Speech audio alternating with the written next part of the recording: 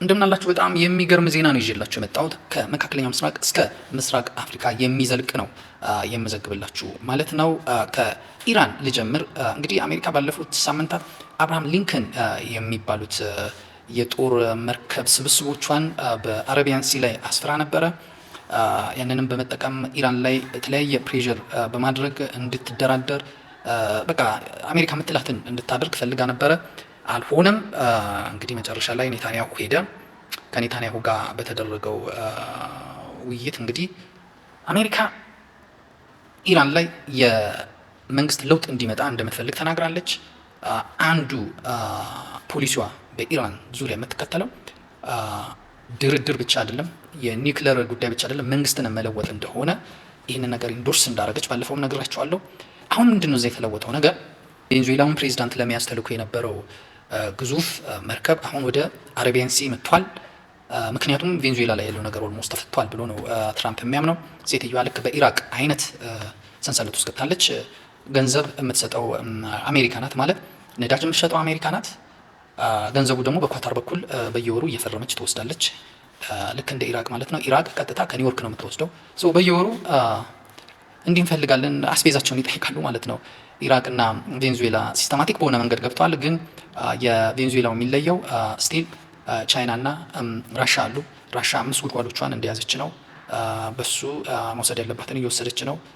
ቻይና ግን ነዳጅ ነው የሚሄዱ መርከቦች አሁንም በአሜሪካ እየተያዙ ነው። ለማንኛውም አሁን እዛ ቬንዙዌላ አካባቢ ያለውን ነገር የሚቆጣጠሩት ዝም ብሎ በጀልባ ምናምን እንጂ ትልልቅ ግዙፍ መርከቦች የሉም። እሱ ወደ ኢራቅ መጥተዋል፣ ወደ ኢራን መጥተዋል ማለት ነው። ኢራን ላይ የነበሩት እነዛ ግዙፍ የሚወራላቸው ወይኔ ምናምን ይባሉ የነበሩት ተመልሰው ወደ ቻይና ሲ ሄደዋል። ከቻይና ሲ ነበር የመጡት። ከቻይና ሲ የመጡት ቻይና ድንገተኛ ጥቃት በሲአይኤ ደርሶባት ፕሬዚዳንቱ ቀጥሎ በጣም ተሰሚነት ያላቸው ጀነራል ተጠርጥረው ታስረው ነበር። ከሳቸው ጋር ታስረዋል። አሁንም ከሳቸው ጋር ተያይዞም ወደ 20 ትልልቅ ጀነራሎች የቻይና ታስረው ነበር።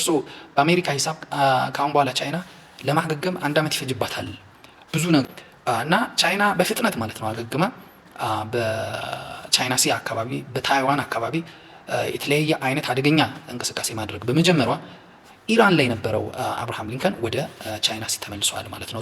አሁን ኢራን ያጋጠማት እንደ አብርሃም ሊንከን አይነት ሳይሆን ይሄ የሆነ የሚቆጣጠር የፖሊስ ስራ የሚሰራ አይነት ነው የሚሆነው። እንግዲህ ለኢራን የፖሊስ ስራ በጣም ከባድ ነው ማለት አሜሪካ ኢራን ላይ እንደ ፖሊስ እንደ ቬንዙዌላ ታንከር አቁማ የነዳጅ እንትኖችን መርከቦችን አቁማ ልትይዛት አትችልም። ምክንያቱም ሀርሙዝ የሚባለው ሰርጥ ላይ የዓለም መተላለፊያ ነው። 20% የሚሆነው የዓለም ገበያ የተቆጣጠረ ነው። እሱን ደግሞ የምትቆጣጠረው ኢራን ላት አንዲት የኢራን መርከብ ብትያዝ ኢራን የምትወስደው እርምጃ ልክ እዛ ሰርጥ ላይ ነው። የምትሞከር አይደለችም ለማለት ነው ማለት ነው።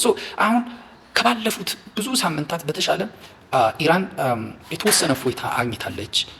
የአሜሪካም ጫና በጣም ቀንሷል ማለት ይቻላል። መርከብ አለ፣ ምን አለ፣ አሁንም ክትትል አለ፣ ግን ኃይሏን በትነዋለች። ቻይና ግማሹን ወሰደች፣ የቬንዙዌላ ወደዚህ መጥተዋል። ከዚህ በላይ የምታመጣው ነገር ምን እንደሆነ እያየን እንዘግባለን ማለት ነው። ሌላ ቻይናና አሜሪካ እንግዲህ የንግድ ጦርነቱን አፋፍመውታል። እንግዲህ አሜሪካ አጓ የሚባለውን ነፃ ያለ ታሪፍ አፍሪካውያንን የምትቀበልበት የገበያ ስርዓት አላት እና ባለፈው ትራምፕ እሱን ፈርሟል፣ ለ1 ዓመት አዝልቆታል። እና የአጓን በመጠቀም የአፍሪካ አንዳንድ የአፍሪካ ሀገሮችን ለመጨቆን ሞክራ ነበረ። እንደምታውቁት በተለይ ደቡብ አፍሪካን ምን አረገቻት አሜሪካ?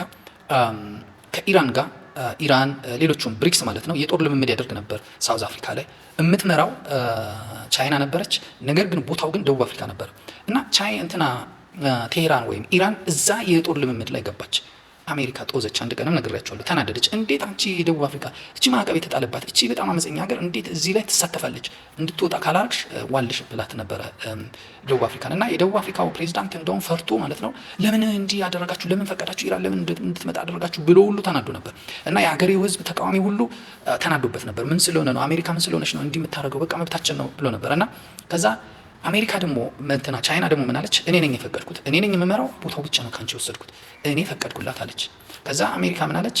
ይህንን የፈቀደው ጀነራልሽን ካላባረርሽ ማለት ነው ወደ አሜሪካ በነፃ አስገብተሽ የምትሸጪበትን እድል ከለክልሻለሁ ብላት ነበር። ውይይት ነው የነበሩ እና መጨቆኛ አድርጋው ነበር አሜሪካ። በቃ የፈለገችውን የምትጨቆንበት የአፍሪካ ሀገሮችን በተለይ ኢትዮጵያንም ከልክላታለች እንደምታውቁት። አሁን ልክ ከአግዋ የገበያ ስርዓት ጋር ማች የሚያደርግ ማለት ነው ቻይና ለ53 ሀገራት ከአንዲት ሀገር በስተቀር አንዲት ስሟን ጠፋኝ ለታይዋን እውቅና የሰጠች ሀገር አለች። ከእሷ ውጭ 53 ሀገራት ግቡና በነፃ እያስገባችሁ መጠቀም ትችላላችኋለች። ይሄ የአሜሪካንን ፕሬዠር በጣም በሰፊው የሚከላከል ነው ማለት ነው። በጣም የሚያስቀር ነው። ሌላ በተረፈ ስለ እንትን ነው የምንናገረው፣ ስለ ዩኤን ማለት ነው። ማርኮ ሩቢዮ ዙሪክ ላይ ያደረገው ነገር እናያለን እና ዩኤን አሁን ትራንዚሽናል ፔሪድ ላይ ነው ያለው። በቃ ይሄ ወደ ማናጀርነት ማለት ነው። እስካሁን እንደ ፖሊስ ነበረ፣ ማዕቀብ ይጣል እንዲህ ምናምን ሩል ቤዝድ ተቋም ነበር። አሁን ግን ወደዛ ሳይሆን ልክ እንደ ፒስ ወርድ ኦፍ ፒስ እንደሚባለው እነ ትራምፕ የሚመሩት አይነት ስትራክቸር እየያዘ የሚሄድበት ጊዜ ነው።